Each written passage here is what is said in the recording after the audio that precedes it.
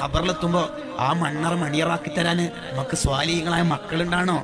വെറും ഡിഗ്രിയും പിജിയും ഡിപ്ലോമയും സെറ്റും നെറ്റും ബിഫാമും BDS പാണ്ഡ്യം മൾട്ടിയും ആയുർവേദിക്കും MBBS CAയും CMEയും മാത്രം പഠിപ്പിച്ച ഇത് കിട്ടൂല മനുഷ്യന്മാരെ. അവർക്ക് ഇഖ്ലാബും ഇദ്ഗാമും ഇഖ്ഫാവും ഇൽഹാറും ഇദ്ഗാമും ബിലാബും ഒക്കെ പഠിപ്പിച്ചു കൊടുക്കണോ? അതിന് 6ാം ക്ലാസ്സിൽ നിന്ന് മദർസിൽ നിന്ന് ഒഴിവാക്കി എങ്ങനെ കിട്ടുക? നിങ്ങൾ മോസ്റ്റ് ഇമ്പോർട്ടൻസ് SLCക്ക് കൊടുത്താൽ എങ്ങനെ കിട്ടുക? എങ്ങനെ കിട്ടുക? ഹനഫി പണ്ഡിതനായ ഇബ്നു അബീദ് റളിയല്ലാഹു അൻഹുവിന് കുറേ കിതാബുകൾ. ആൾക്കാർ ചോദിച്ചു, ഇതൊക്കെ എവിടുന്ന് ഇത്രയും കിതാബുകൾ? എന്റെ വാപ്പച്ചി വാങ്ങി തരുന്നതാണ്. വാപ്പ അത്രയും സപ്പോർട്ടാ, കിതാബ് മോൻ അത്രയും വായിക്കോളി എന്നുള്ളിടത്തോളം. ഈ വാപ്പ വഫാത്തായിട്ട് ആ വഫാത്തായ അന്ന് മുതൽ ഇശാ നിസ്കാരം കഴിഞ്ഞാൽ ഇബ്നു അബീദ് റളിയല്ലാഹു അൻഹു ഖുർആൻ പരമാവധി നേരെ ഓതി വാക്ക് വേണ്ടി ഹദിയ ചെയ്യും.